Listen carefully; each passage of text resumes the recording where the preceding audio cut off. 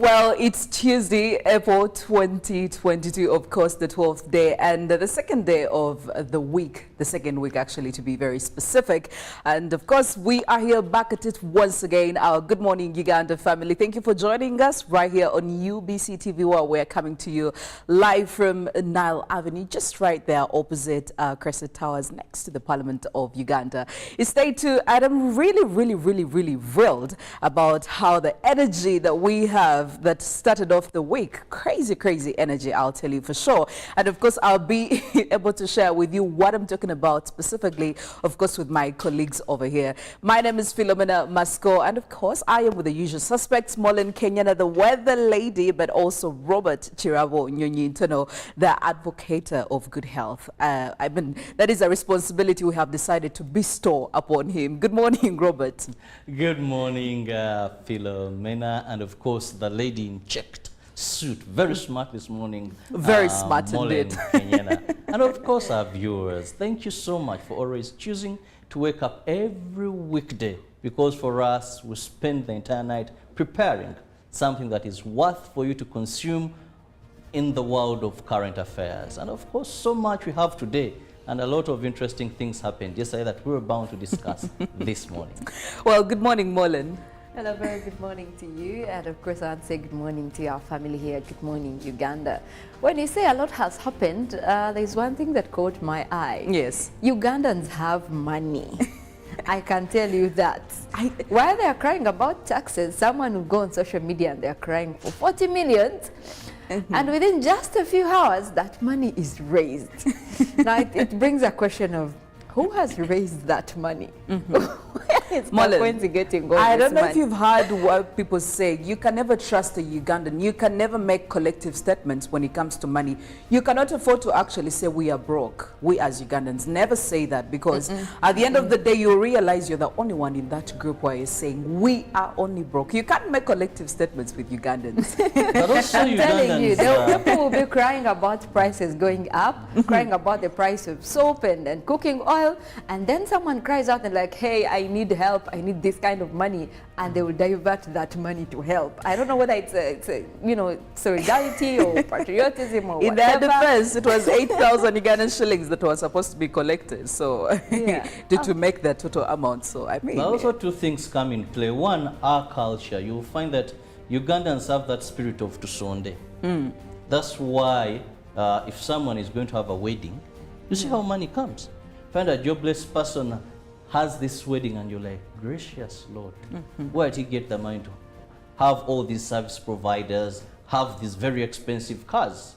When it comes to death, you know, the way people give money, contribution, and one time you ask, this person has been sick, he needed help, no one was caring, now he has died, we have millions with us to spend on feeding, good casket and all that. So that culture is one of the things that Ugandans have. But also it depends on who you are, the nature of friends, the exposure you have. For example, that case in point, yes, where someone asks to bail out the sureties because it's not in the country and they need 40 million. No, of course, you have NGOs, you've placed yourself to that status where people are willing to give. I'll tell you, I've seen very many rich people when they have functions, even a cleaner will contribute in that organization. yes. They pass you just have someone in an organization, top ranking, lose somebody, and a paper is passed. Everyone will do what? But you see, when they pass a paper, then you bring in the factor of the fact that your name is going to be written there.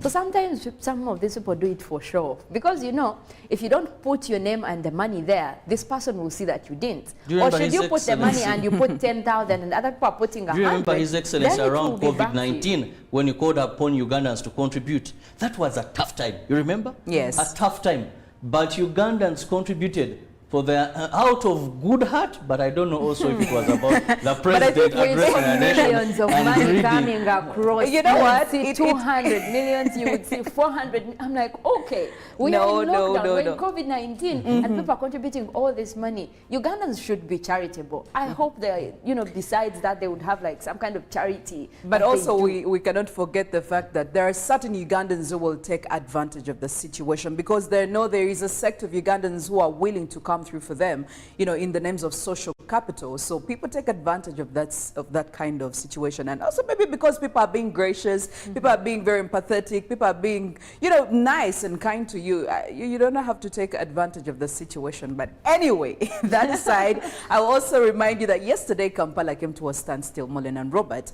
And it was really, really, really, really crazy. The energy that I was talking about the last couple of minutes, well, early in the morning, the wives of Kampala, of course we cannot, we don't know these wives who they were representing, whether they were representing, fronting their own issues, but they did surround certain roundabouts in Kampala, and actually police had to come through to make sure that they put them on the side and find out what exactly was happening.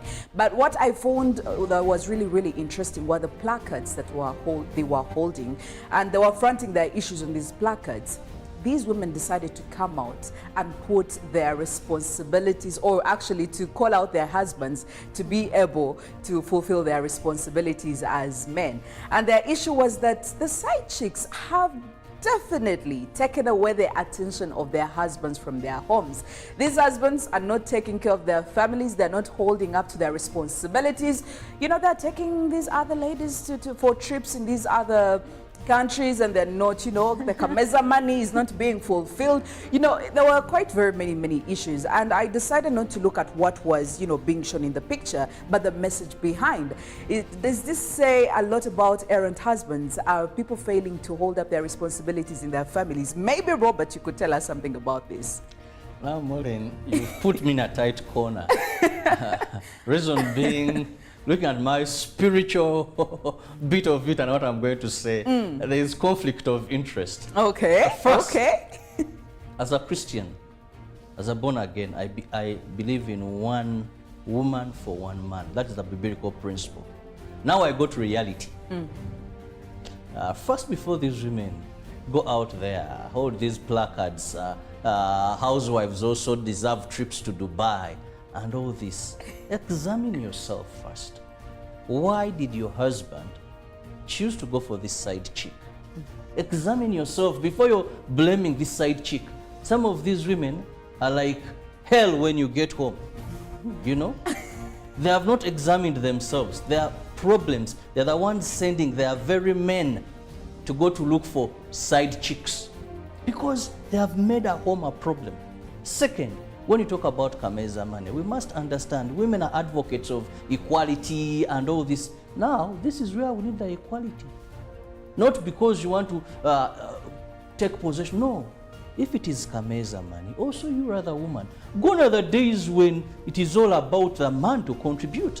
What is your contribution? Sometimes why men are leaving these women, because they have nothing to offer except the bed issues. Nothing completely, nothing. Apart from sex, nothing.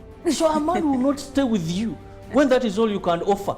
And even sometimes you're psychologically, because you've been so stressed, even there you're in nothing. So why would someone keep with you? To be honest, why would someone keep with you? Honestly, I would want to know if Mollen is subscribed to the same ideologies that Robert is really fronting right about now. Well, to a certain percentage, yes, and that might be 80%. However, the 20% is specifically on one point that they raised. The economy is somehow, you know, shaking. Yes. So if the prices are going up and your Kameza money is still that small, then that means you as a man at home, you're failing because you have gotten used to this, you know, idea of giving your wife Kameza. The moment they start striking about that, it means that it has been there, but you're not increasing it. As my salary increased. Exactly. As my salary increased, my employers this is what brings me to this point. As a woman, for you to even go on streets and protest about stuff that are happening in your household, for me, I think it's mediocre, and it was really not called for. Because guess what? You're crying about this man not taking you to Dubai. Make money. Wake up this early, make money. I personally can't afford a trip to Dubai.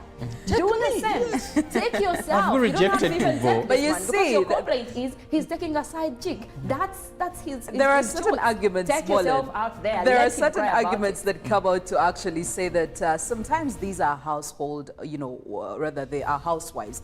And probably these are the arrangements they've had with their husbands from the word go. Your role is going to be for you to be home, take care of the children, take care of the family. I, as your your husband, I'm going to be able to provide the money. So the fact that I'm put in such a position, definitely, it clearly shows you that I'm going to be depending on you economically and financially about like 80%. So No, if you're not going to give me no. this money, definitely, because you want to, and you see this is a tendency that happens. Men, these days, the dynamics have changed. Men will want a career woman. Men will want a woman who knows, who's a go-getter, who knows what they want. But I mean, this is the same situation you refuse your wife to go to because you want them to be a housewife. You want them to look after your children. So maybe the best that you can do, there is a bit of traditionalism to every man, Robert. There is a bit of traditionalism to every man, whether you like it or not. Even the men that have been educated, they have a bit of traditionalism to it. But you know what? This topic is quite a very huge one. Let me tell you one thing. I don't think there is a man out there that can dictate whether or not you should stay at home and not work and then cry about his money.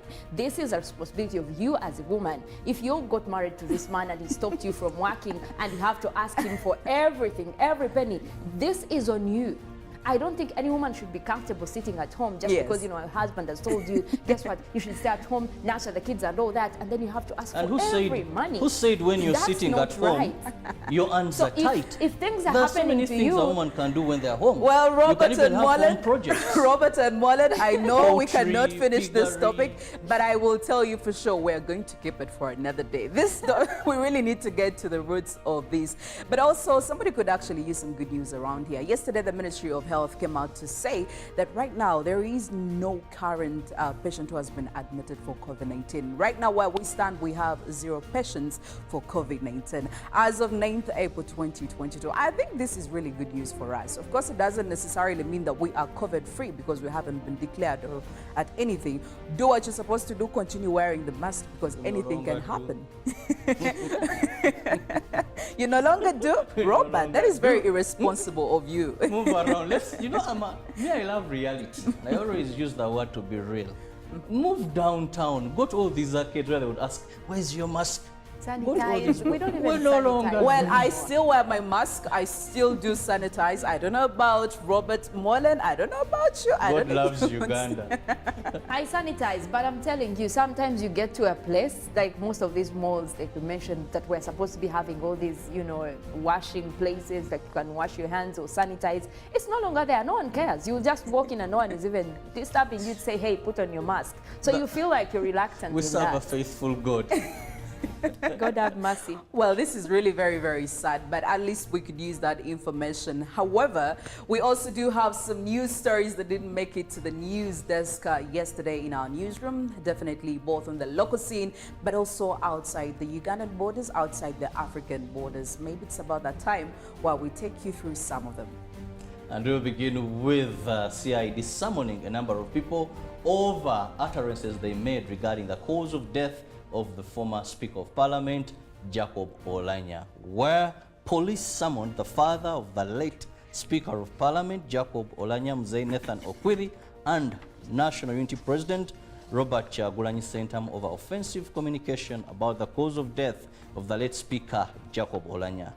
Fred Enanga, the police spokesperson, said other politicians have also been summoned and their Choli culture leaders to provide evidence that he died of poison, which contradicts the medical reports from different experts. The late Speaker, Jacob Oulanyah, died on the 20th of March this very year in Seattle, United States of America, and from where there emerged mixed information regarding the cause of his death. The late Jacob Oulanyah's father, Mzee Nathan Okwiri, confessed to the public that his son was poisoned, a statement he insisted on till the burial day. Politicians and some leaders in Acholi jumped on the poisonous statement, which compelled the president to direct police to intervene and investigate the cause of those spreading the allegations. Police from then picked interest in the case and have summoned Mzee Nathan Okwiri, politicians, among others, plus those on social media.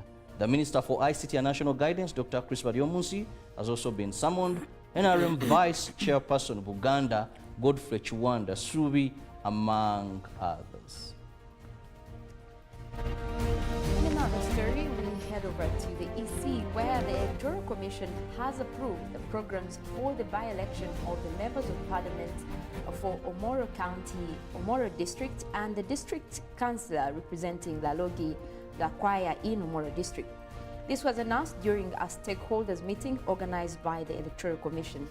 The position of the Omoro County area members of parliament was pronounced vacant following the death of Omoro Member of Parliament, also Speaker to the 11th Parliament, Jacob Olanya. The Chairman, Electoral Commission, Biarakama Mujenyi Simon, urged the people of Omoro County to avoid electoral violence. Omoro District Chairman Okelo Douglas Peter told the Electoral Commission to prioritize civic education in this by-election. According to the Electoral Commission, the Omoro County by-election process will be concluded on the 26th of May 2022 as polling day and tallying of results. And away from Omoro, we now head to the General Court Martial, which has declined to hear the bail application for 32 National Unity Platform supporters who are facing charges of unlawful possession of firearms. Chairman, Lieutenant General Andrew Guti, declined to hear the accused's bail application based on failure for some of the sureties failing to mention some of the accused persons' names and confirming their relationship. In the last court sitting, the chairman, Lieutenant General Andrew Guti of the Court Martial Machindie, directed the accused legal team in the case where the 32 National Unity Platform supporters were facing unlawful possession of firearms to avail to each member of the panel with accused's bail application documents.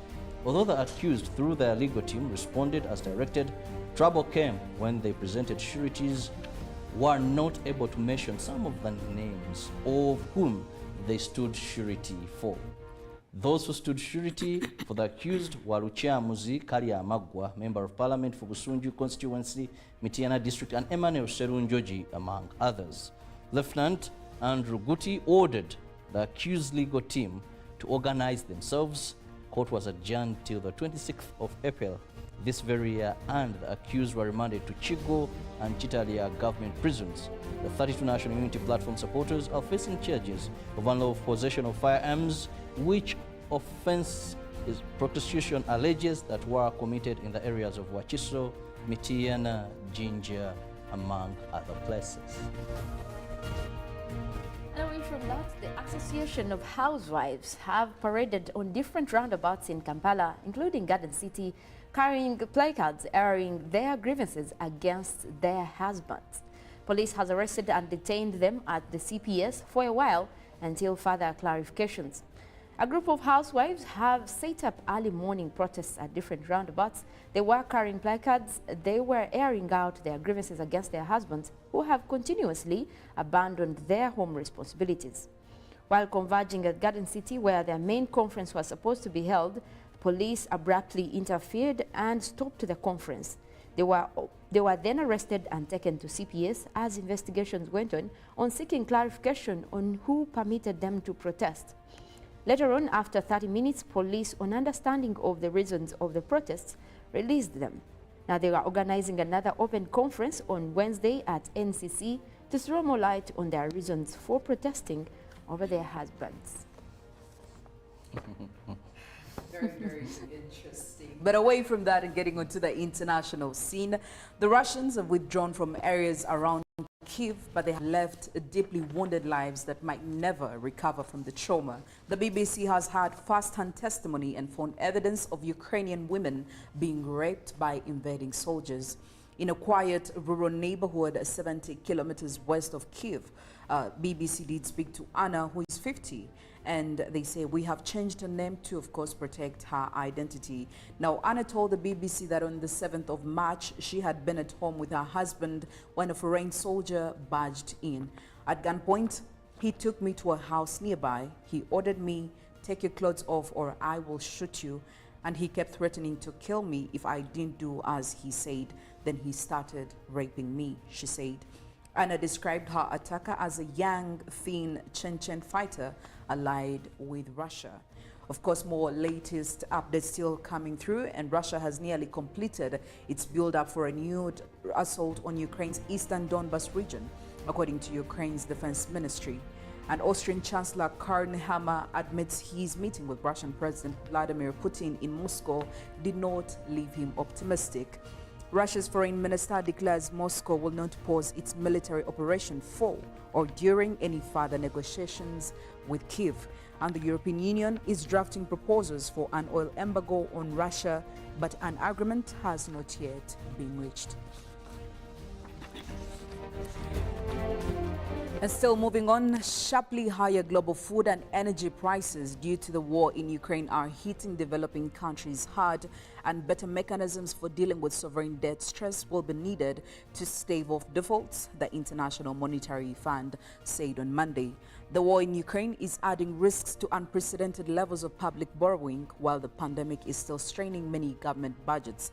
Vitor Gaspar, director of the International Monetary Fund's Fiscal Affairs Department, and Sheila Pasapisiogulu, the organization's strategy chief, wrote in a new blog. With sovereign debt risks elevated and financial constraints back at the center of policy concerns, a global cooperative approach is necessary to reach an orderly resolution of debt problems and prevent unnecessary defaults. Spikes in food and energy prices were hitting low-income countries particularly hard, and they may need more grants and highly concessional financing.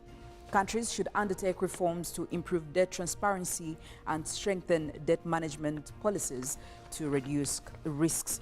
And about 60% of low-income countries were already in or at risk of debt distress, the authors said.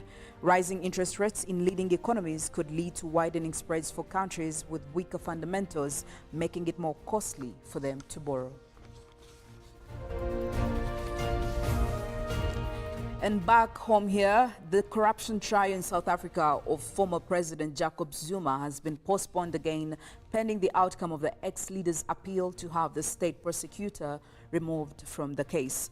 Zuma was not present in the Pietermaritzburg High Court due to a medical emergency, his lawyer Dali Mpofu told the court on Monday. His spokesman later said that Zuma had been admitted to hospital for medical tests. His legal representatives requested that the start of the trial be postponed until the Supreme Court of Appeal decides on Zuma's effort to have state prosecutor Billy Downer removed from the case. And Zuma accuses Downer of bias against the former leader and has pleaded not guilty to charges of corruption, money laundering and racketeering over a $2 billion arms deal in the 1990s. The case is set to resume on May 17th. The delay is the latest of many. It has been nearly 17 years since Zuma was first charged in the controversial 1999 arms deal. He's charged alongside French arms manufacturer Thales, which is accused of paying bribes to Zuma through his former financial advisor Shabil Shaikh, who was convicted on related charges back in 2005.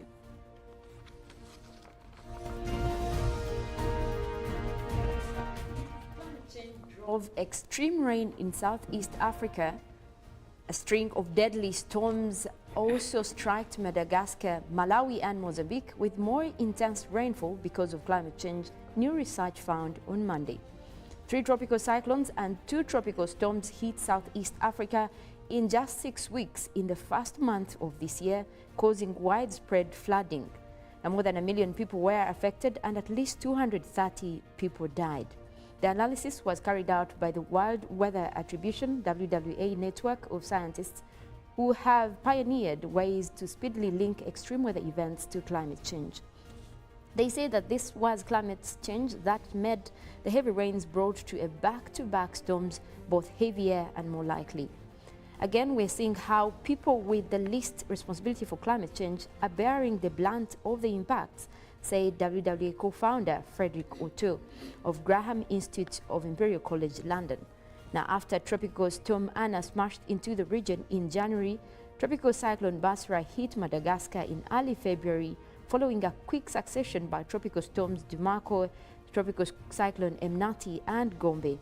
Now, WWA scientists used the weather observations and computer simulations to compare rainfall patterns under today's climate to that of the pre-industrial level before global warming.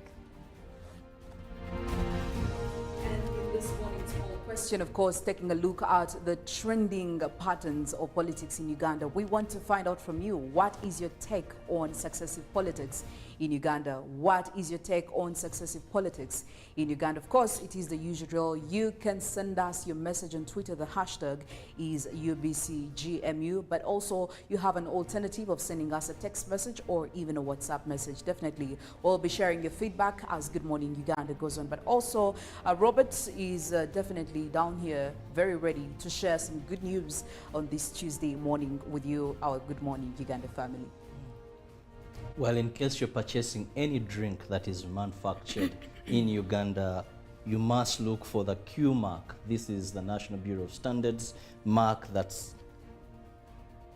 gives you that satisfaction that this has been certified by the body that looks for standards and is safe for you to take. So I'm holding a Hallelujah Jinga tea, and of course we have Hallelujah tamarind drink. These, what they do is they boost your immune system.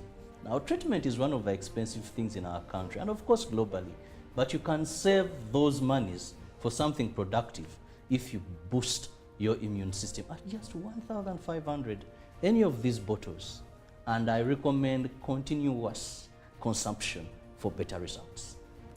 Well, just because we don't have any COVID patient right now in any government hospital necessarily, it doesn't mean that you get rid of your, boosting your immunity. Please get yourself that bottle, hallelujah, to do the needful.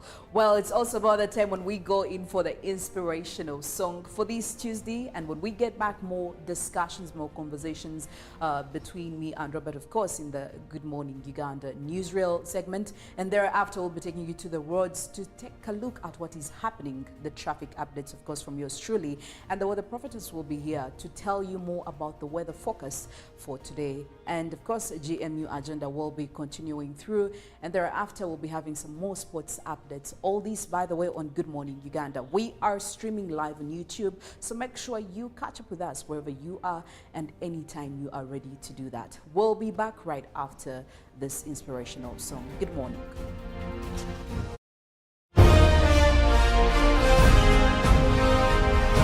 Live from UBC Studios in Kampala.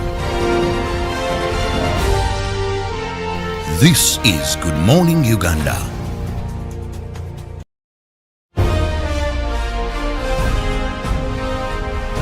Live from UBC Studios in Kampala. This is Good Morning Uganda.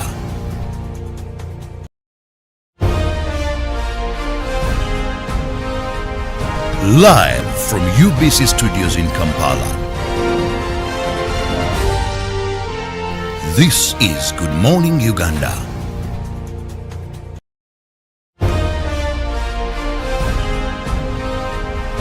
Live from UBC Studios in Kampala. This is Good Morning Uganda.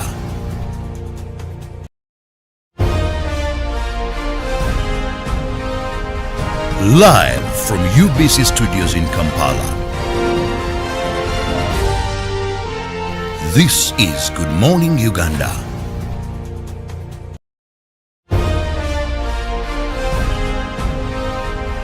Live from UBC Studios in Kampala. This is Good Morning Uganda.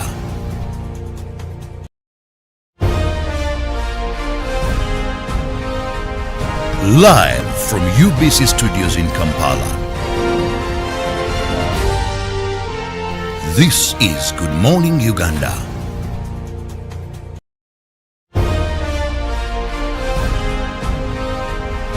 Live from UBC Studios in Kampala. This is Good Morning Uganda.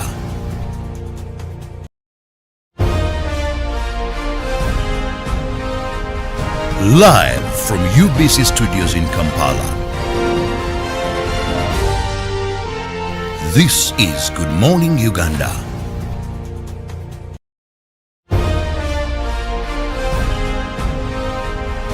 Live from UBC Studios in Kampala.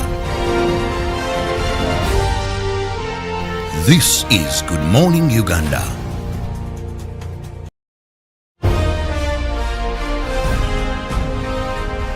Live from UBC Studios in Kampala.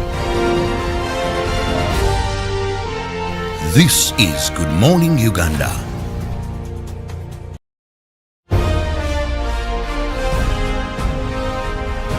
Live from UBC Studios in Kampala. This is Good Morning Uganda.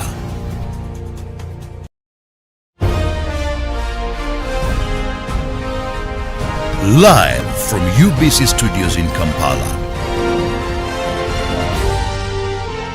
This is Good Morning Uganda.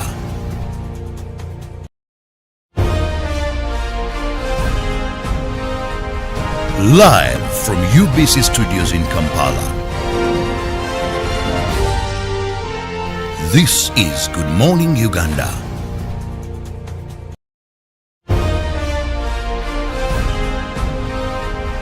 Live from UBC Studios in Kampala. This is Good Morning Uganda.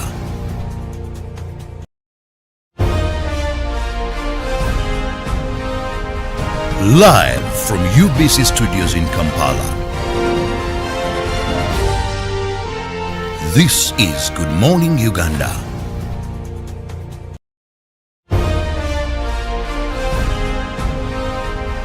Live from UBC Studios in Kampala. This is Good Morning Uganda.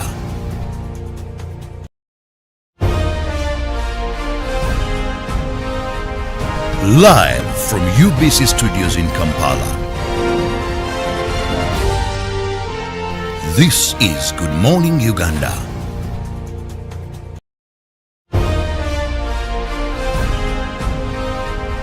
Live from UBC Studios in Kampala. This is Good Morning Uganda.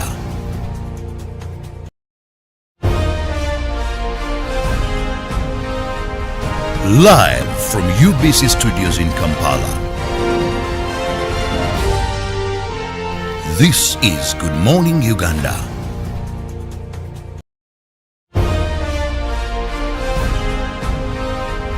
Live from UBC Studios in Kampala. This is Good Morning Uganda. Research Center Limited. Get yourself a bottle of Hallelujah from all shops around.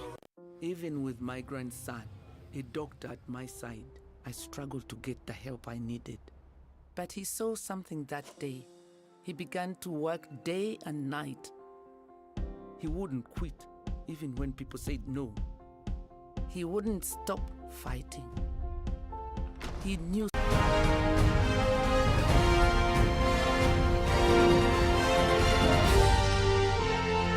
This is Good Morning Uganda.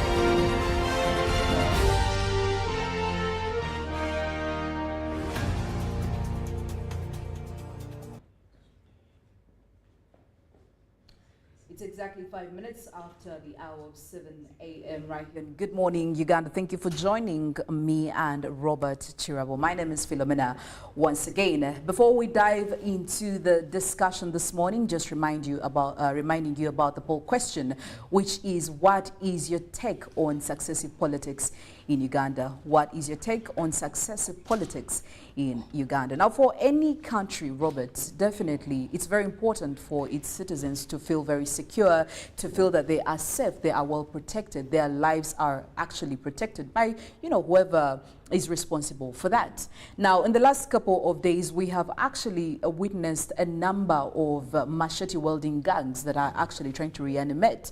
And this was a problem that happened back in 2021 and even some couple of years ago. But it had actually been on a low, it had gone silent. But now, from the reports that are coming in, and this has been all over, we have seen quite a number of people who have been attacked in areas of Namungona, in areas of Kasangati, in areas of Chengera, just to mention but a few.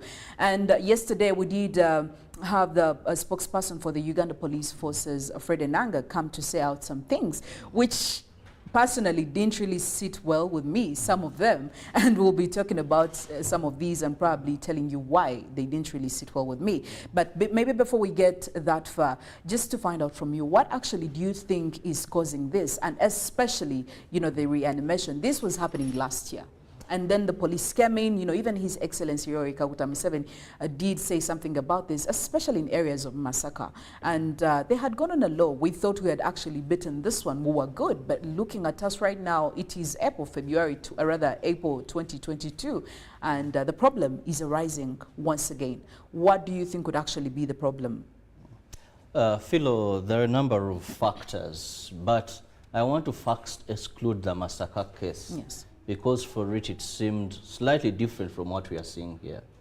Because during a massacre, they were targeting old people. These guys were not taking property. It was more organized. But when you look at what is happening in Nansana, Namungona, Old Kampala, Chengera, Kasangati, among others, when you look at this, this is a bit different from that. So I want us to concentrate basically on this, where Fred Enanga yesterday said police is having 178 people in custody. Now, the first factor, these are crimes that happen, they pop up, and every time police is at its game, then they reduce. I've tried to analyze a number of these incidents, and I'll go by the Chengera incident. They'll tell you that police comes in, arrests these people, they're taken to prisons. Then after some time, when they return in communities, they commit the same offenses. I want to begin at that. Uganda, we have one problem as a country, that our judicial system still has challenges. Many of these may not be made by judicial officers. Actually, it could be underfunding. That when you look at statistics of Uganda prison, you're going to find that you have almost more remandees than convicts. Now, remandees, these are people who have not been convicted of the case. And you know, our laws are very clear. A person is presumed innocent until proven guilty by a competent court. So these people, prison is just keeping them. They are not their property. Because anytime court can call upon them, court can release them. So they do not go for rehabilitation. When a person is convicted by courts and handed over to Uganda prison services, they know we are going to have this person for the next 10 years, or forever, or for the next 20 years. Now, these people are put on what we call a rehabilitation program. Yes. And this rehabilitation program also sometimes is painful. That is why you see some go to dig. Now, if you've not been used to digging, hey, it's not a lifestyle they have actually been. Yes. So they will teach you to dig. And it's not easy digging as a prisoner. So your body will learn to work. You go into carpentry. There are a number of rehabilitation programs.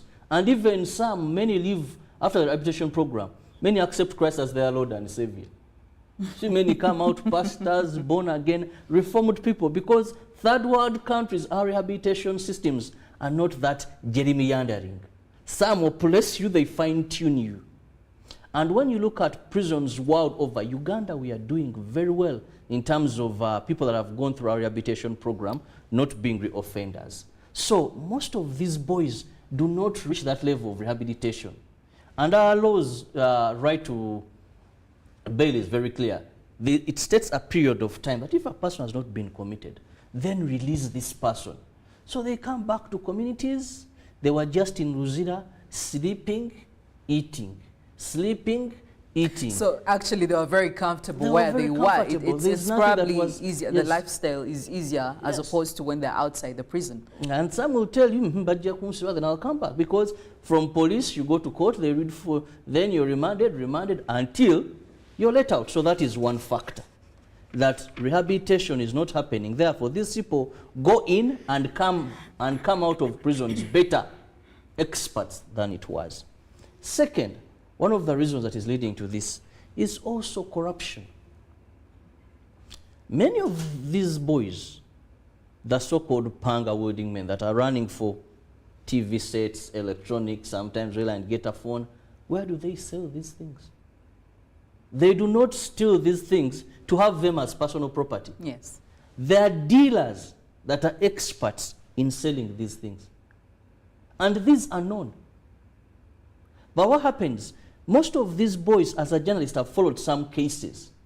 And when it comes for maybe sureties, amount required, when you see these boys arrested at police and people following them up, not relatives. Yes. People following them up. Some phone calls that come in. The people they supply are behind them. And because of corruption, you find that even the police officers are getting a token or 2 or 3. You know, police bond is a constitutional right. Yes. But I want to tell you, Ugandans watching us, how many of you have gotten police bond without paying? Some is as expensive as the crime committed. If a person, maybe they fought, a husband and wife, she was beaten, minor injuries, they tell maybe, now that one, okay, hey, you see they stole, this is big, 400. So this element of corruption, when you go to our courts still, you will still find the same problem. Who is following after these people? Who is doing their best to ensure, see the registrar, see this one, see this judge. At the end of the day, the element of corruption comes in to that. And Robert, I really love the fact that you did talk about corruption, especially even amongst police. Now, there are certain statements, like I told you earlier on as we're beginning the session, some statements that were made by Fred Enanga where he did say, listen, these will always arise at whatever stage, okay? And we'll be able to handle appropriately. For me, this was quite a statement that was made in a laggard way, meaning that you expect this to happen over and over and over again. This is going to become a pattern. That's what you're trying to say at whatever stage, meaning that even if we try to fight it right now, it's going to come up, you know, later on. So would we actually say this is maybe the police is not doing enough, or maybe it's just a societal issue? Because if it's going to be expected at anyone, because this is crime, this is a criminal case. I mean, people are being, even the women especially, because you did talk about it, some of these people, when they enter other people's houses, these gang members, the women, the lone women, out of excitement, actually out of excitement, they take advantage of them. Some of them are raped, and you know, they take all these basic electronics. But my friend, these are electronics that have been purchased by money by these people, the owners of these electronics. So if this is going to happen continuously, honestly, is there something that is enabling it? Why should we expect it to be happening at different levels, as said by the spokesperson? First, I want to thank Enanga for that statement, because he was real. All factors constant, these are bound to happen occasionally. Because we've had one time Badia, this time this gang, that gang, because of the factors I've told you. They're bound to happen. And more so, where we have also members of the public not concentrating so much on what they should do. We must understand, when Enanga says that this will happen again, he knows that police can do all it takes. But at the end of the day, if other players, because what does police do? One, they can increase deployment so that there is vigilance to deter people with criminal minds. That's why in case there is a riot or a politician who threatened, Kampala will have heavy deployment. Absolutely. So that even if you wanted, look at it, there's a policeman there, there's a policeman there, you know, there's someone armed, you stop. That police can do heavy deployment, visibility to deter. That is one. And sometimes they have done. When we had issues in Masaka or Entebbe, they deploy, so they increase their presence. But that cannot be sustainable. That is why you can't have those huge numbers permanently there. At some time they have to go, because they are constrained. When we look at our ratio, what is recommended and what we have as Uganda, because internationally it's supposed to be 1 police officer for 500 people. Uganda, it is like 1 police officer per 1,000 or even plus. So population versus members of the force. And even sometimes their deployments are not prioritized. You have someone having 6 people guarding a justice, 6 people guarding a nobody, somehow celebrity are here. So these nonsensical people sometimes we find around with arms. So there we cannot have deployment to its best. We can only have that for a period of time. So when vigilance is not there, then expect these gangs take advantage. 2, why that will continue to happen, that community involvement. There is where we've reached and we've developed this I don't care attitude. Whatever happens will happen. Yeah. It's not my problem. When Philo buys a plot of land 100 by 100, constructs her house, has a wired fence electronically, has dogs, she's very comfortable. She has a car she will drive through. Gone are those days when communities used to work together. Today you can even make an alarm and neighbors are watching through their Everybody's windows. scared, I'll tell you, Robert. Leave alone scaring. People now are not concerned. Previously, we had LC systems working. You not just come in a village, Philo, because you've bought a plot of land. The LCs would know. You would introduce yourself to the LC, and people were very respectful of power. Today, everyone knows someone in government, who they run to. Why would someone come to an LC when he knows someone, Commissioner so-and-so? Why would someone come to an LC when they know the PS? Everyone in this country, this issue of connections, they are living basics. They are not respecting authorities because they don't just pick a phone call. Hello, thugs are attacking me. Then commander Kano who will send and they be saved. So we are disrespecting these communities that used to understand, Philo, you've come to this village. Where are you coming from? Let's look at the LC data. What are the recommendations? Then they will tell you we cannot have you in this village. Today a Philo will come, someone's daughter. And even the LCs, you know, don't touch. If he's trying to be very energetic, possession himself, one phone call, the LC man will be humbled plus the entire committee. So this, everybody knows someone big, yes, and someone can work and do miracles and wonders. So are you saying that we are disrespecting protocol? Yes, we are disrespecting protocol. And because we have done so, these people have also relaxed. For example, if you look at this guy called Yellow Bird, that is Serun George Fred. Yes. We go to Mugongo, that is Kato Dinavo. These guys' committees will tell you those are wrong elements. But at the end of the day, how do you start? Some elements have backup. Hey, the man is arrested. You cannot say anything about this person. He's indispensable, maybe. Recently, I was shocked. I was watching some clip, you know, the social media. And I'm a spokesperson, current, made a statement. He said, well, I was robbed in a gold deal, and I had paid 200 million. But the person who stole my money in broad daylight, the person who removed him from Central Police Station, it was even a Sunday, these are now two soldiers. One was of higher rank than the other. A criminal was being defended. Yeah. So that also has led these crimes. That's when Enanga says they will continue to happen, to escalate. Because at the end of the day, institutions are not working there they should work. Well, just to remind you about our running poll question, what is your take on successive politics in Uganda? What is your take on succession politics in Uganda? The number where you can send your WhatsApp message or even SMS text is 0709 602 592, and don't forget the hashtag is UBCGMU right there on our Twitter. Now, Robert, we have already seen this. Definitely there's something that we have to, you know, do something about it, and I believe there are three parties that are involved in this. You know, on an individual basis something has to be done, on a community level something has to be done, but also on the government level has to be done. Maybe before we get into that, according to what Fred Enanga was saying, is like, you know, you can actually buy an alarm bell, you can buy a CCTV, probably to sort yourself. If all these communities and government is not going to come in immediately, at least try to do it at an individual level. And he did say, you know, the alarm bell is not that expensive, so you can probably invest in yourself some money, honestly, if you can spare coins and, you know, do that. But looking at the three levels, what can we do probably on maybe to start off at an individual basis? What would be the ideal thing to do? Because right about now, our lives are really in danger. We don't know when these things are going to escalate to other areas, these gangs to be specific. First, at an individual level, because you're the first line of security, be mindful, have that in your mind. These days, I look at some Ugandans and I wonder.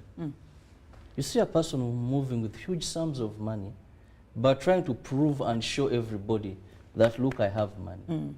That person is not mindful of their security. You see a young girl, recently I saw a clip on social media, very drunk, you know, on a border. God, where do you? This young lady could be raped by this border person if he's a criminal minded. You see people build their houses and they don't factor anything to do with security. So let's have first that mind that anything can happen to me and I should be conscious of how I protect myself. Some people move in wee hours for no reason. You go, you drink, you're coming back home, you're alone, you stretch where you're moving from, moving to or through. So you're just, you're putting your life in harm's way. Yes. And these people will get you. So first have that. Then second, let's look at issues of how you protect your home. Yes, Enanga talks about alarm bells not being expensive, but these can only work for a certain middle class. Not everybody may be able to have these. Yes. But if you can, I want to use the word, if you can, these guys we are talking about are fear because they don't have guns. They have pangas. And you see no one has monopoly over violence. So they have that element that whenever you make an alarm or sound an alarm and they are noticed very fast, they'll run away. So if you have such gadgets that can very clearly show that you're sounding an alarm, you're alerting the community, they'll disappear.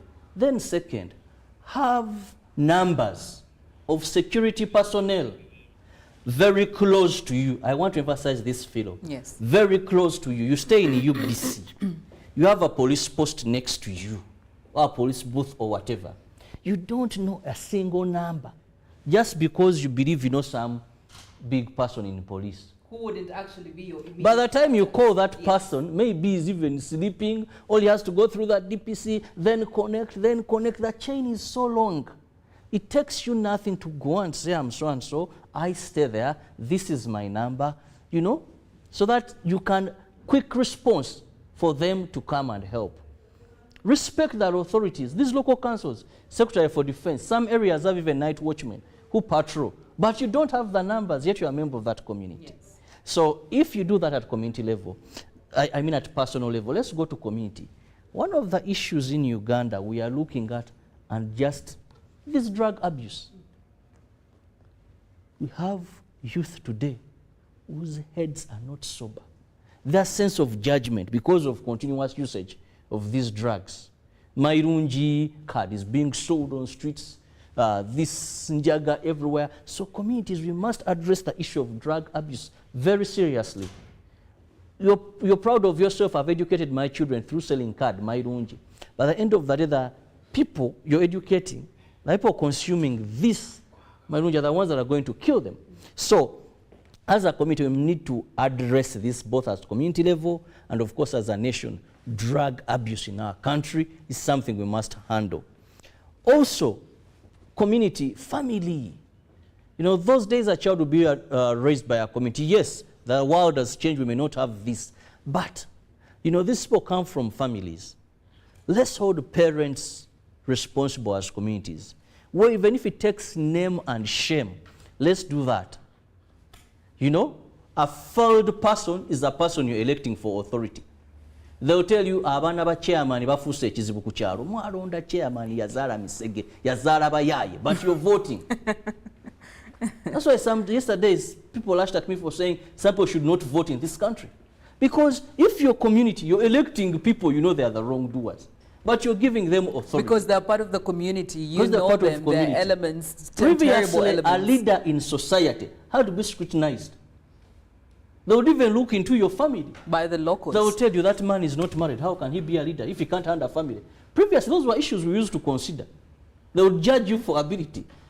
Who can appoint that? Who can vote for that? Because responsibility comes right from when there. His family is all messed up, children and the bayayes around, today communities are shouting, abana ba chairman bafuse ekizibu. Who elected him as a chairman? So community responsibility is something we cannot underlook. Then finally, the state. Yes. Or government. Let's look at how we can expedite justice. How we can improve our justice system. That it quickens, people are held responsible, they go for rehabilitation in our prisons. 2, at the level of government, let's have institutions work. Uganda, many institutions are no longer independent in how they work. Police officers rank and file is another problem we are having there. As long as institutions in this country are not working as they should be working, you are continuously going to be having these problems. That a person calls or inabanya bababate ndagidde. Those things are killing our security system at the end of the day. Still, government, there are things we are abandoning, but we are sitting on a time bomb. Philomena, these funny youth we see on the streets, these youth we feel we've condemned them for the ghetto. These street children, as you're driving, as you're taking your child to school or to play, yes, these ones on the streets watching and smiling, uncle. This is a time bomb. I want to tell you, out of the 178 that police has, show me where do these children come from? What has government done to ensure that the gap between the rich and the... You know, Uganda is classified. Absolutely. We just talk about, I stay in Nigeria, I stay in Koro, I stay in Nkere, I stay in Ivoire. What are we doing? Some of the people we are oppressing today, we are getting them to those situations. yes. There are many people that had land. Their land has been confiscated. Poor people that had businesses. All these things, government programs, if we are coming up with them, let's be mindful of the effect. Good, we didn't want vendors and hawkers in Kampala. Some of the robbers were in school because their parents were vending. And we come up with a decision Yes. that doesn't have an end way of ensuring that these people, much as there's an illegality, how do we handle them? Because they have families. Today you're having more children that are not going to school, that are not having any basics, and we are not caring. Because people that sit in parliament, their children may not be among these. Exactly, they're not really touched Yes. at any one moment. And Robert, you did actually talk about a very important issue there about vendors on the streets. Not so long ago, we had, we have seen all these vendors that sell all types of things on these streets. And some of the things that are sold off are these blunt tools. We've seen people selling machetes, we've seen people selling pliers, you know, all these tools that could actually be used in the whole process, because according to police, all kinds of blunt tools are used, and definitely we know that they banned them from selling these things on the streets. But I am seeing it happen again. You see, you'll be in a traffic jam and this gentleman will come selling all types of tools, and you're wondering, how is this even possible? Why are you still here when this was banned? So whose responsibility is that? Who is supposed to make sure that is implemented? There are a lot of irregularities in this country, and all happened because yesterday I was watching people arrested in the court martial, those people, because of possession. Some have military attire. URI allows these belts to come with this camouflage. Then you want to arrest a person putting them on. After they have gone through the Uganda There review. is so much foolery. Because now who is fooling who? You're saying they're not sold on streets, but they are already available and they are being cleared in huge numbers and stores. They're not manufactured here. Some of these things to be implemented, they really have to start yes. from zero, from the root until they go. You want revenue, then you want to arrest. Well, it is your personal responsibility right about now. You don't have to wait for the community. You don't have to wait for the state to make sure that you are safe. You could also do some things to make sure you are safe as an individual and protect your family. These panga welding gangs are really up and about, so make sure you don't fall victim. And of course, whoever has already fallen victim, our sympathy and empathy goes out to you. Well, just to remind you of the poll question that is running on our Twitter. What is your take on successive politics in Uganda? Of course, I'll be getting into your feedback shortly right after this, but we're getting into the papers to see what is making the headlines. Of course, the New Vision, the Daily Monitor, and the Daily Nation. And right after that, traffic updates will be coming in and the weather forecast from Mollen, Kenyena. Good morning, Uganda.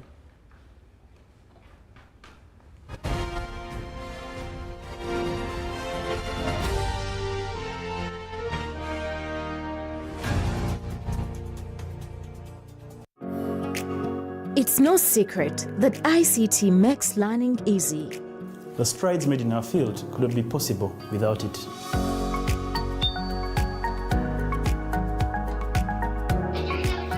And now we can watch our favorite show. My radio is my best friend. UCC provides an enabling regulatory environment and policy guidance for healthy competition. We also facilitate ease of doing business in the communications sector through licensing, standardization, spectrum management, tariff regulation, rural communication development, and consumer empowerment. An informed consumer is an empowered consumer. UCC supports local content and innovations. Driving the development of a robust communication sector in Uganda is Uganda Communications Commission.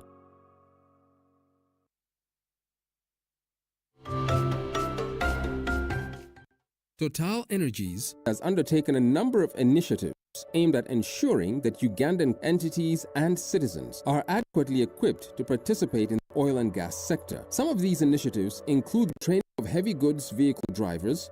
Total Energies contracted Safer Right Way to develop skills for the drivers from Albertine region. They are accommodated, free meals, free transport from here to Kampala. Everything is catered for by Total. We do train ladies as well, and as I talk right now, we have got another team of about 15 ladies in Kampala. People are getting crashes on the way because they don't know what to do. I've got a lot of skills. I know how we should protect one another, the safety of the other road users, which wasn't the case before. And I never expected to do truck and drive it. I'm happy and humbled to be part of this group. Total Energies EP Uganda is committed to the empowerment of Ugandans to take an active part in the overall development of the oil project in Uganda.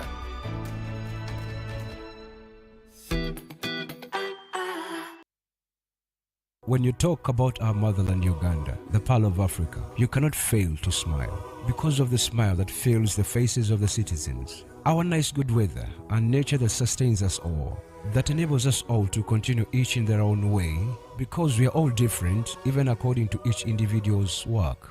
But what joins us to become one person is the sweetness from the flavored drink Alleluia Jingati drink and Alleluia Tamarind drink. The flavor that quenches your thirst while at the same time treating and healing your body because it is 100% natural. Enjoy the drink that has got the tamarind juice in it. Made by Alleluia Reflexology, Healthy Solutions and Nutritional Research Center Limited. Get yourself a bottle of Alleluia from all shops around.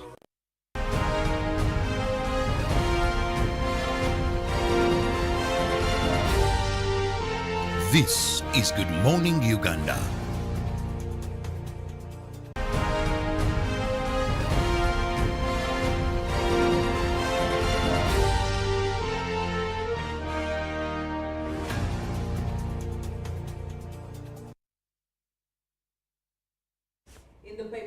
This morning, starting off with the Daily Monitor, the big headline over there being Olanya's dad, members of parliament in trouble over poison talk. And of course, we see the picture there of Mr. Nathan Okori at his home in Ayomloni village, Jaka Parish, Lalogi Sub-County, Omoro District last week. And there's quite a number of other people that the pictures are being shown over there who were summoned over this poison talk. But still in more news, Otunu's mixed Mr. Fix-a-Roll comes to fore. And of course, the lizard out there doing the most. Would be nice to know who the men are supporting. And in tenders, of course, deals at several of these Sinok URA China. So you could probably make use of an opportunity like this one. And in the regional news, nurse cuts woman to death in fake surgery. And Arab boys now demand old pay before fight. Moving on to the second page of the Daily Monitor, from the archives, we see the construction of the railway bridge in Jinja district. This was back in 1928. And today in history, district councils support Obote, and also in history, ex-South African President Zuma is actually born. So today, it's his birthday. How many years is he making? Make sure you grab yourself the Daily Monitor to find that out. But also, we would love to know what's happening in the New Vision Mollen this morning. Well, in the New Vision, few talks about the poison remarks. Chiwanda minister also lined up for interrogation.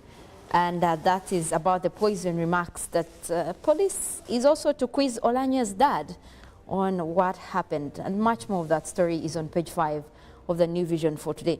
But also interesting is the big picture right there that has been fronted of women that want more money from their husbands. It actually shows a picture of a policeman who was trying to arrest them right there while they're holding their, placards. And interesting story right there.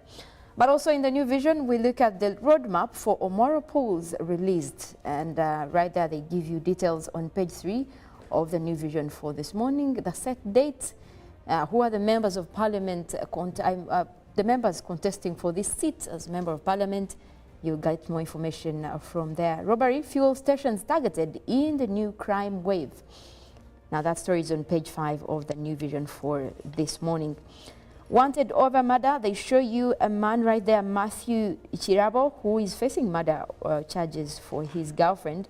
Now, any information on that man is appreciated by police, and they have fronted him there, but details are also on page 8 of the New Vision for today. Now, there is also more on the trade opportunities. DRC, Uganda brace for boom in investment. Now, right as the DRC is joining the East African community, there is more that is coming through. But also on the page 2 of the New Vision for today, why patenting is pivotal for business survival and growth.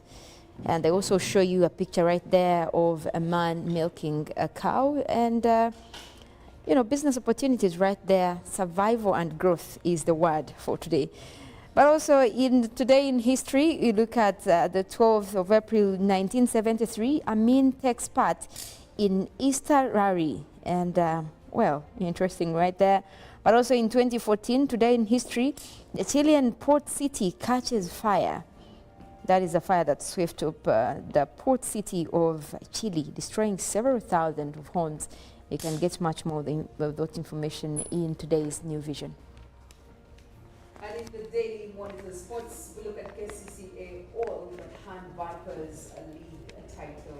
And Agnes Way Century Thrust Challenges. Of course, this is the national 50 over league. Well, quite very interesting over there. And still moving on, there is the scoreline in the English Premier, the Spanish league.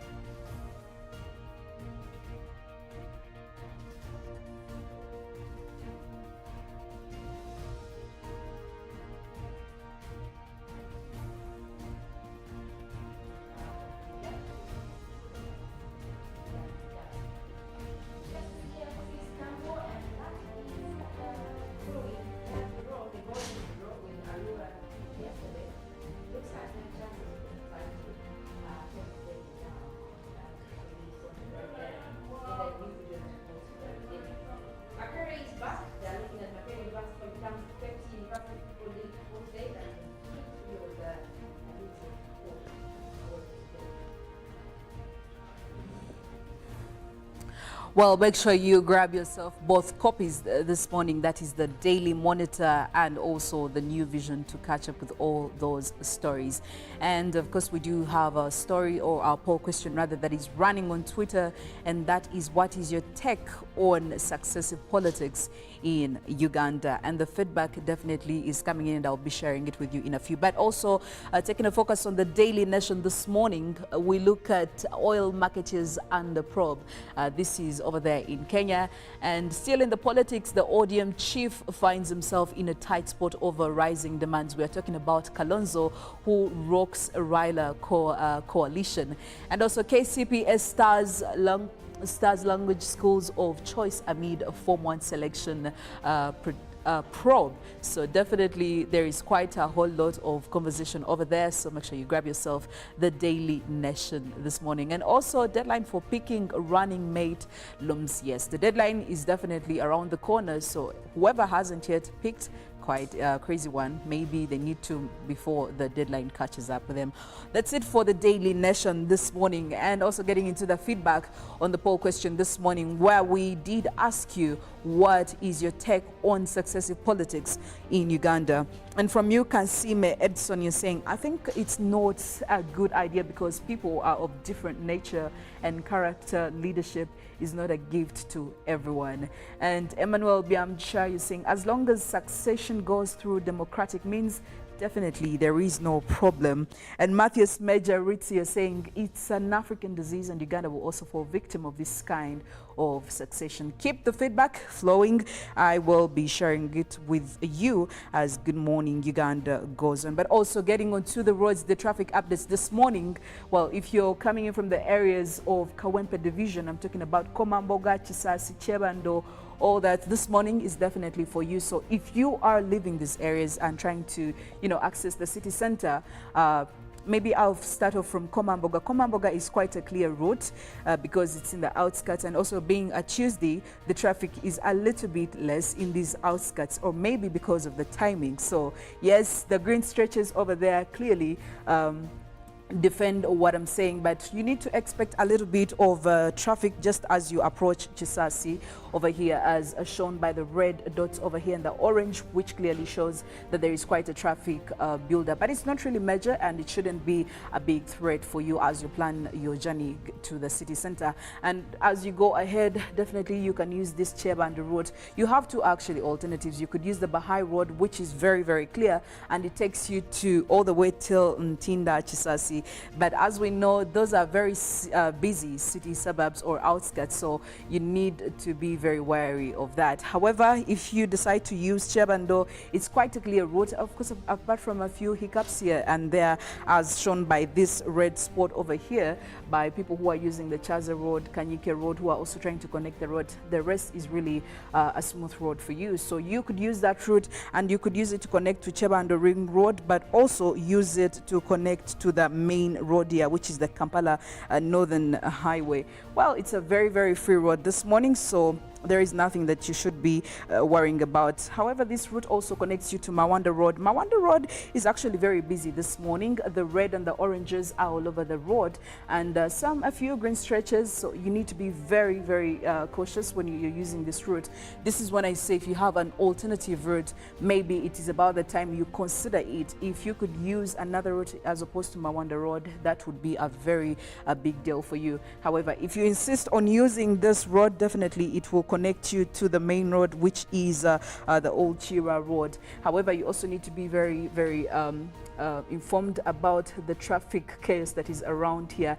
And this is a junction where we have very many cars trying to connect to the main road, and that probably explains why we have this red stretch over here. And because cars are coming in from Tinda, cars are coming in from Mawanda Road, we also have cars that are trying to connect to the Mulago roundabout. So definitely this traffic situation is expected. However, you could continue all the way through, and as you can see, Starrock Road, we have cars that are using this route to connect here, which explains also the traffic situation here. Meanwhile, if you're trying to access this route, this is now the John Babiha Road after you have crossed, coming in from Bukoto Street, coming in from Starrock Road. It's really a clear route for you. And as you're using this John Babiha Road, it's actually very, very it's passable, I would say that. Of course, a few hiccups here and there as you go on, as shown by these orange buildups, the traffic buildups and the red buildups.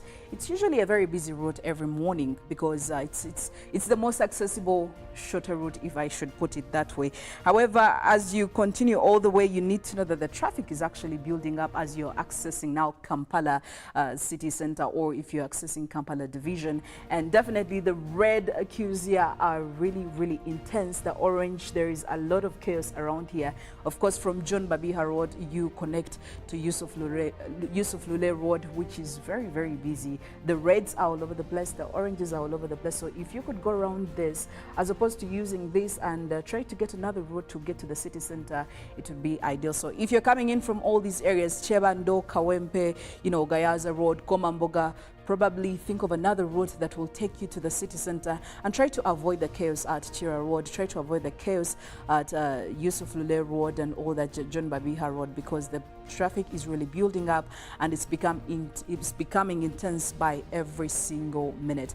Well, that's it from the traffic updates this Tuesday morning. However, we do also have something that is coming in from the weather, and of course Mollen Kenyena is here to tell us that. Mollen, how is today standing? Mostly almost a repeat of yesterday in terms of temperatures. It's still going to be warm, but also reduced rainfall across the country, although a few areas still get a chance of having a little bit of rains. Yes. Well, now you know what that means. Carry that sweater. If you must, carry that umbrella, carry whatever, carry that kavera to protect your hair. I've seen quite a number of women do that. So if you must, I hope you can do that to, you know, save yourself. Well, that's it from the traffic updates. I will leave you now to Mollen, and don't forget GMU Agenda will be coming up just in a few. Good morning. My name is Philomena Mastiko. Well, we'll be looking into your weather forecast for today, but that is in just a bit. First, we start off with what is also making headlines in the climate news. Now, we did have news coming through from the press release that ICPAC gave out recently, and I can tell you it's not good news, because there is a worrying trend of drought across the East African region. Now, when we're talking about ICPAC, we're talking about the Climate Prediction Center, and that is also under the IGAD. Now, they have gotten out a report on what is happening with our rainy season that is across East Africa, but also it could be looked at as April being, you know, the fourth consecutive month where we have reduced rainfall across the region. And there was a press release for yesterday, and already they're indicating that the March to May rainy season was particularly dry and still is recording the highest temperatures and less than normal rainfall across the region. Now, specifically, they're looking at more of the regions that have been dealing with drought. It looks like this could continue even as we talk about the end of this rainy season. Now, it's no secret that the rains have been small, but also the fact that it is fueling into the drought crisis across East Africa. And most of the areas that have been looked at are, if you look at Somalia as well, the situation has been going really dire, and also mostly the northern side of Uganda has also been experiencing dry conditions. Now, this was at a press conference yesterday where we did have the IGAD executives also giving out their remarks concerning on how East Africa should be prepared, especially in terms of what we stand to lose in terms of disaster risk management, environmental monitoring, and also food security, now that we're talking about scarcity of water due to the fact that we are going we might be looking at another failed rainy season. And already climate scientists are jumping on this in relating it with what is happening with climate variations across our region. Now, if we start to look at another failed event of a rainy season across the region, it means that we could be looking at much more of those. Right there, giving you pictures of the IGAD administration that was giving out this press release. But also, it's interesting that we again get to look at the solutions that, you know, some of the major players in the world are looking at. Right there, you see a picture of a solar plant on a floating lake. And these are some of the solutions that are being provided when we're talking about climate action. I'll tell you what, this is coming from Germany. They have devised means of looking at how to survive amidst the Russia-Ukraine war. Now, what has been put across is the fact that Russia has been giving out or providing natural gas, which is a renewable energy, to most of these countries, Germany inclusive. But when the war started, and with all these sanctions being put across Russia, even that the energy sector was affected, with more countries banning, the importation of Russian natural gas. And now they have to look into alternatives of how to survive in terms of energy. But it's interesting to see how Germany has switched on a floating solar plant, and it has built it on a quarry lake. Now, this is a rapidly installed renewable technology, and it could say, and we could say that it will help the country off the Russian fossil fuels. Now, also, it's interesting that this is actually a very big plant, and they are estimating it could house around 20 gigawatts of solar energy on water. That means this could actually provide a whole city and Frankfurt being looked at as one of those that will benefit from that. And they say they will save 1,100 tons of carbon dioxide emissions a year compared to the same amount of power produced from fossil fuels. So this is a very good step in the right direction in terms of curbing greenhouse gas emissions, because this is clean energy. It's just tapping directly from a natural source, which is the sun, and even its supply to where it's going, it doesn't leave any effect. So that means that most countries should be looking into this instead of looking mostly into, okay, we are abandoning the Russian gas with no alternative.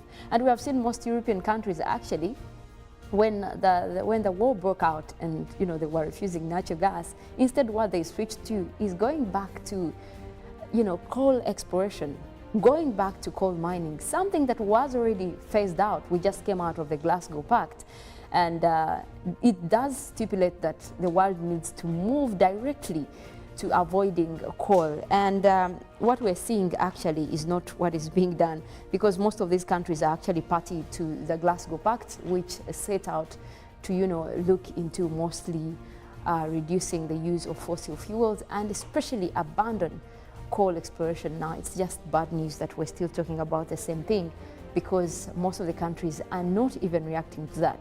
Now the recent IPCC report did clearly indicate that we are on a wrong path. We could be warming to 3 degrees centigrade instead of the 1.5 target that was set out in 2015, that is over the Paris Agreement. But it looks like we're yet again in the same circle of, I want to reference it to a movie called Don't Look Up. Every disaster movie starts with a scientist warning politicians, and they are not listening. That is where we are. Because scientists did come out just a few days ago with the IPCC report, a UN report that came out to warn the world and say, look, we are warming to these unprecedented levels and we need to do climate action. We need to make sure that we're not getting there. But what are governments doing? They are still not committing to what they say they will do in terms of phasing out fossil fuels and going to renewable energy. And this is what is going to get us to more stresses of extreme weather events. We just did a story on the drought that is looked at in East Africa, and another failed rainy season for 4 consecutive seasons. We are failing on our rains, and it's no secret that our rains are not even performing. That is evident enough that there is climate variations. But again, we are investing in fossil fuels. That is where we are. Well, let me move over from that and take a look into what is happening across the country for this morning. We will be tapping from our satellites, looking into what is happening over Uganda. I'll tell you one thing, we do have a rain system that did start off across the islands of Lake Victoria, but that is way south of Lake Victoria. Looks like that system is actually headed westwards and could be bringing in a little bit of showers, especially towards the western part of Lake Victoria. Now that is where you see those deep red to black colors and also extending towards blue and orange. That's the rainy system. Now it looks like it might also extend towards the central part of Lake Victoria. I'm talking about Kampala, Entebbe, Wakiso. That area is already having mostly cloudy conditions. We do have intervals of sunny conditions, but it looks like we could be dealing with rainy conditions later as the day progresses, but also not over several places. Now we do have one across the Lake Choga region where you see the orange colors to red and blue. That is where we have cloudy conditions. Also a little bit of rains across Amuria as we speak. And most of those areas around Lake Choga, it looks like it's also going to be quite cloudy. That is towards the central part of northern Uganda, and that is as you headed towards Apak. We're seeing cloudy conditions over there. Now midwestern Uganda, where you have Hoima, Masindi, also Fort Poto, Mubende, that area is looking at mostly cloudy conditions for this morning. And what is starting off quite sunny is the northern parts of the country. West Nile, Arua, Gulu, we're looking at Padel as well. That is quite a sunny morning for you right there. But we do have clouds building up, and that is across the Karamoja region, parts of Moroto. That is looking at mostly also quite a cloudy morning for today. And most of those will be clearing, though, as we head into the afternoon. We do expect some of those to persist into sunny intervals. But for now, it looks like it's quite some pleasant weather.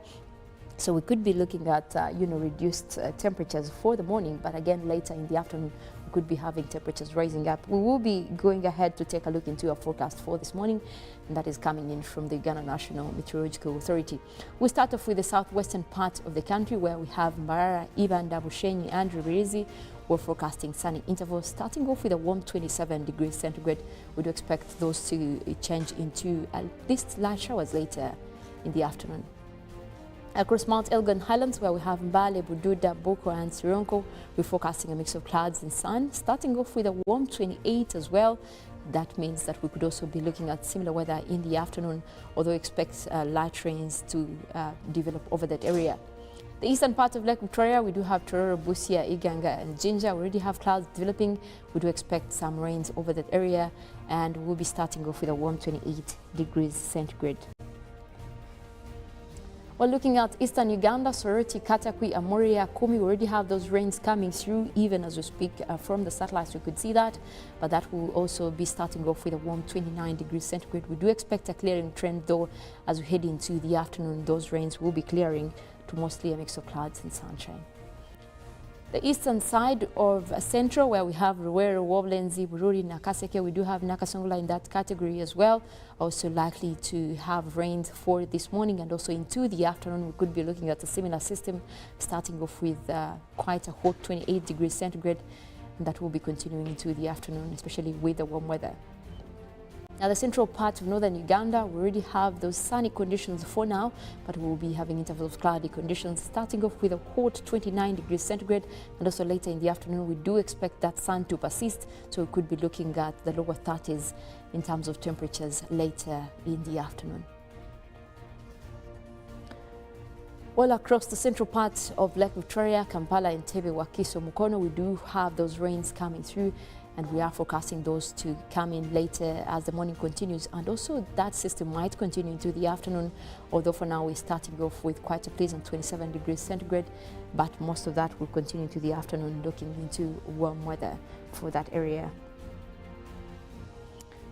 It looks like we continue to have dry weather, especially across the northern half of the country.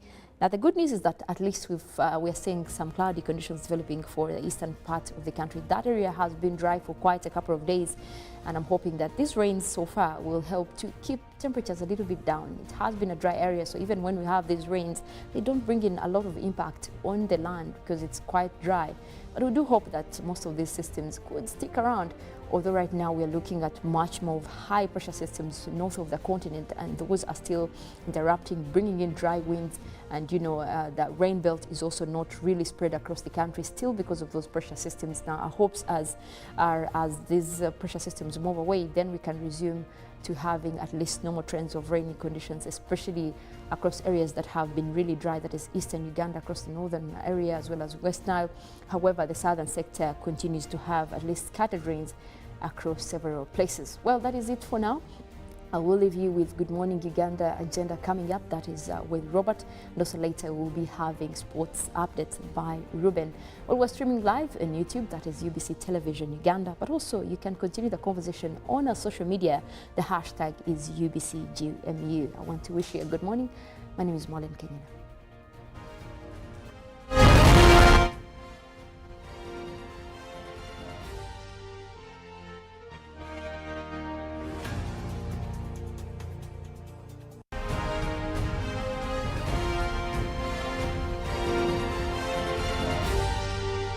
This is Good Morning Uganda.